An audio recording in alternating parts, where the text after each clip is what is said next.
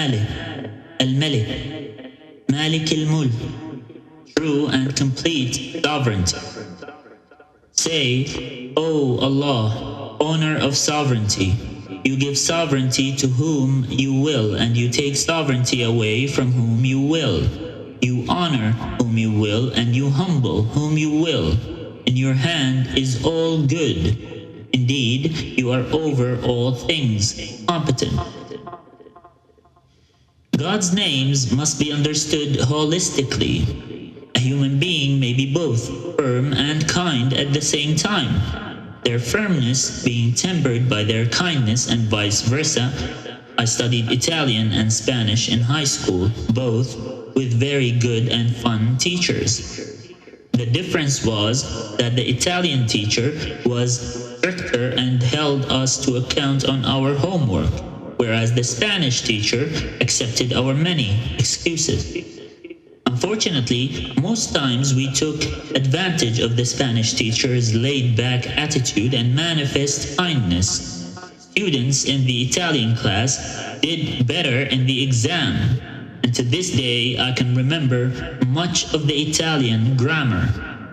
The way we react to someone who is always kind gives us a glimpse into human nature and how we interact with God's love and mercy. When we focus solely on God's mercy, it may make us complacent and cause us to ignore what we view as minor faults instead of working on improving them.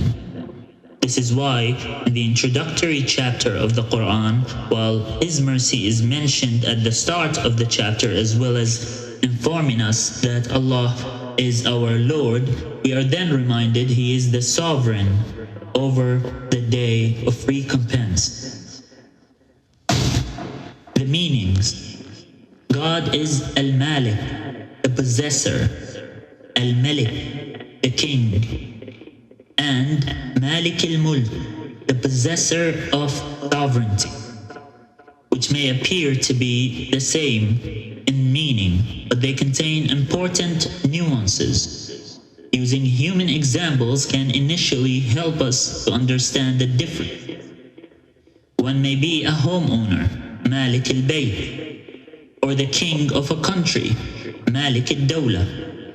Linguistically, Malik refers to owning specific things. One could say that they are the owner of the car or of the necklace, but no one would say that they are the king of those things.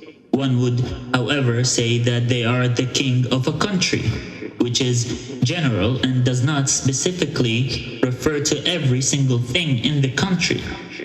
This is the first difference between the two terms. The second difference is that Malik refers to position, but may exclude the ability to act with what one possesses. For example, a person may own property but cannot do whatever he or she wants with it due to restrictions in the law or when renting it out.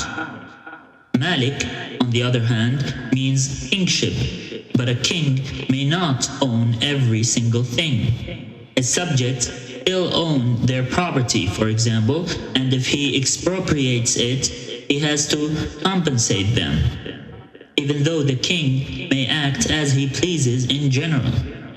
Thus, these two names complement each other, as God is both king and possessor. Because the nature of language can sometimes limit our understanding of God's attributes, the third name, Maalik Al Mulk, completes the full picture.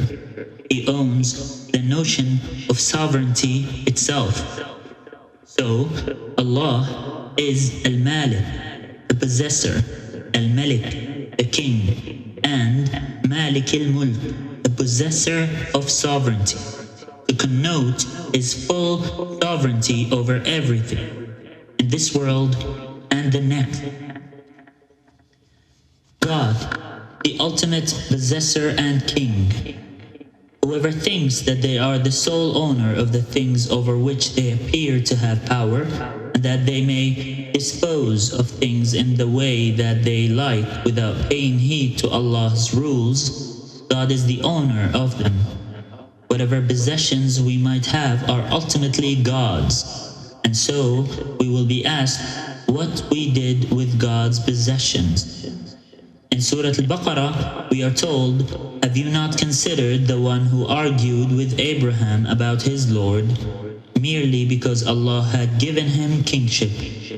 When Abraham said, 'My Lord is the one who gives life and causes death,' he said, 'I give life and cause death.' Abraham said, 'Indeed, Allah brings up the sun from the east, so bring it up from the west.' So the disbeliever was overwhelmed by astonishment, and Allah does not guide the wrongdoing people. The tyrant, Nimrod, assumed that because he was king and could order the lives of people to be spared or ended, that he had true kingship, even though his logic was faulty. The Prophet Abraham used Nimrod's own reasoning and gave him a bigger challenge. Does his kingship extend to the sun? Everyone who plays the role of a king or who has ownership over anything must remember that there is the one above who has ultimate sovereignty over everything. It should cause fear in the hearts of the unjust and relief in the hearts of the possessed. The ownership of the tyrants is necessarily temporary, and they will then have to deal with their maker. This is not just directed to the tyrants of this world. We will all eventually die, cutting off our links to those things which we think we own, whereas Allah's ownership is enduring. This teaches us not to be attached to our possessions, knowing that we will all ultimately return to Him. Furthermore, whatever we give away, which in essence was given to us by God, is returned to us in one form or another. He is the owner and can return things and multiply them. Indeed, any time one gives away his or her possessions for the sake of God, He may multiply it for him many times over.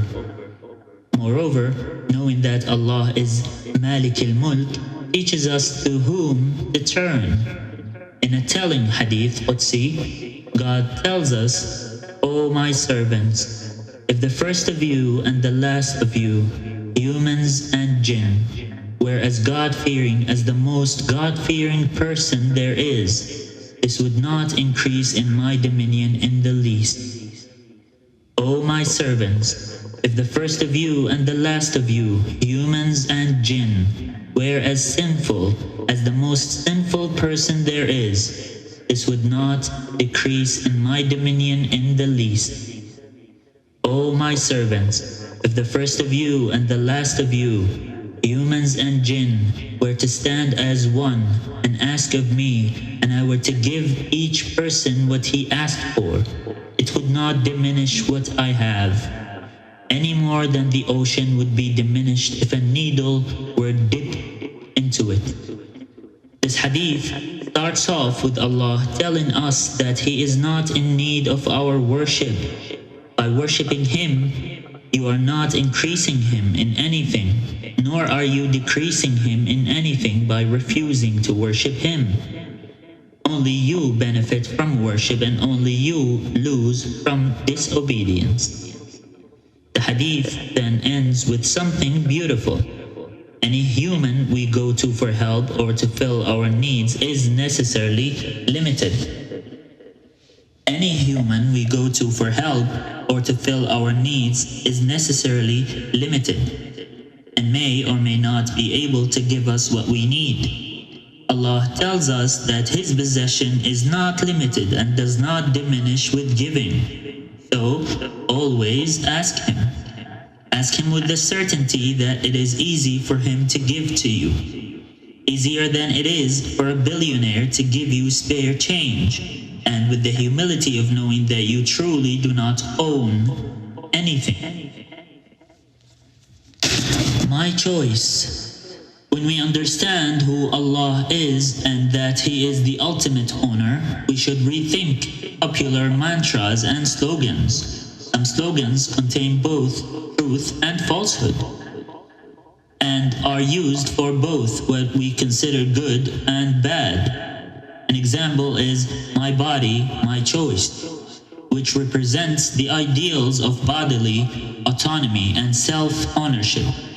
It is used in conversations around a woman's rights to abortion, and to sexual consent, and against gender-based violence. However, it is also used more generally as a blanket statement to reject anything that seems to be interference, even if it comes in the form of spiritual advice around notions of modesty and how we use our bodies.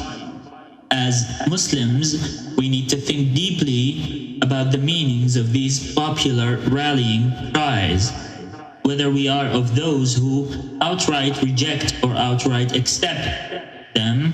Our bodies are ours in so much as they have been given to us by Allah, but they are not completely ours to dispose of as we wish. And this applies to both men and women. Allah has given us our bodies as a trust. This means that we do have a level of autonomy over our bodies and must treat our bodies with respect as they are gifts from the Most High. This also means that we should not be using our bodies in ways that displease Him. Ostensibly, we have a choice, but we are also accountable, not to people, but rather to God Himself. Living with this name, take care of God's possessions. When we realize that everything is owned by God and He may do as He pleases, this includes ourselves and what we think we own. Take care of your money and use it in a way that is pleasing to Him by giving money to charity and important causes. Take care of your body by not using it for what He has prohibited or what He hates. Take care of the earth by cultivating it for good and not damaging it.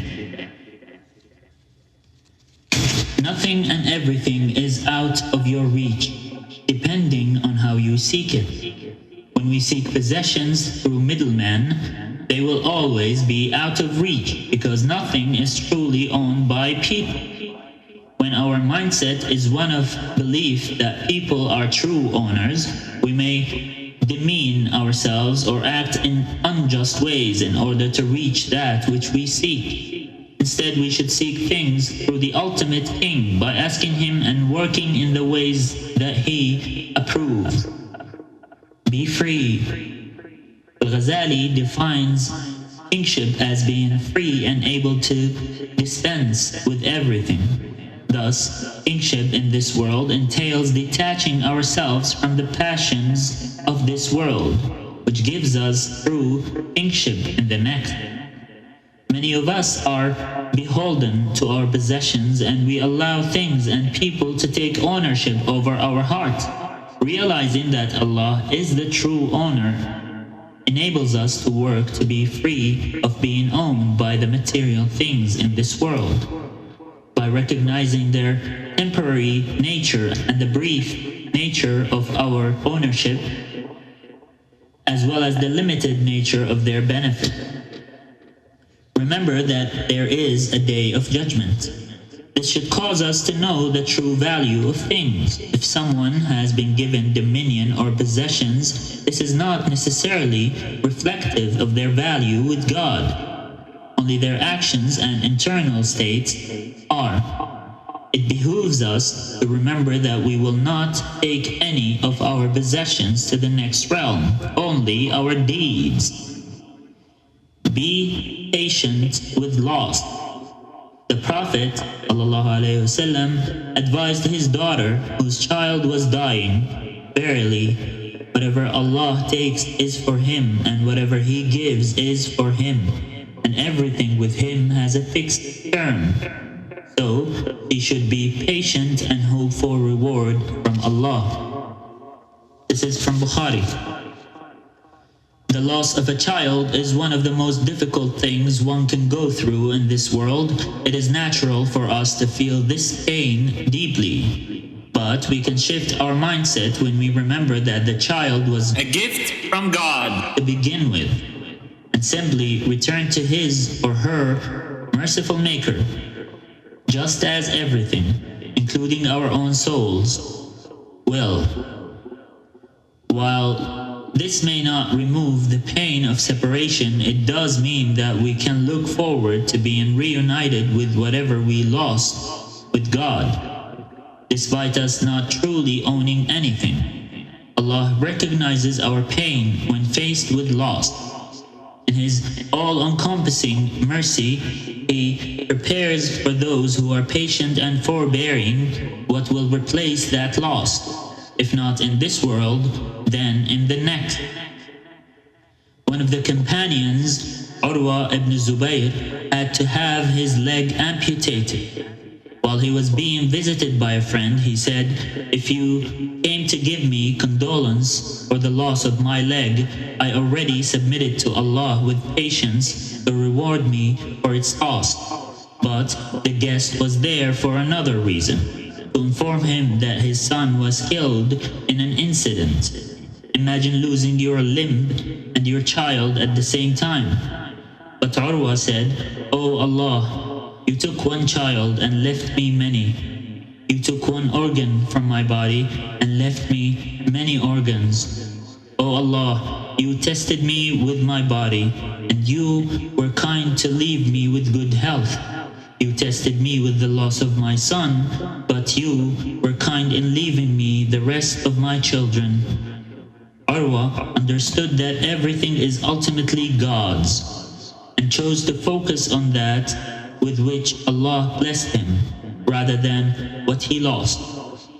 This does not mean that we cannot be sad, or that it is wrong or spiritually inferior to feel pain due to loss.